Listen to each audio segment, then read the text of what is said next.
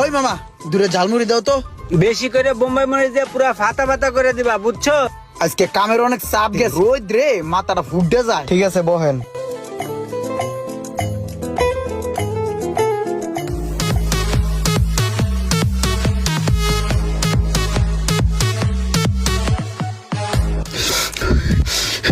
মাংস সেই চাল হয়েছে রে, কান মাংস তবলা লেগে যাই রে। এত জাল দেছে বেটা, একটু পর কাইনটা গরম পানি বেড়ে বে আমার।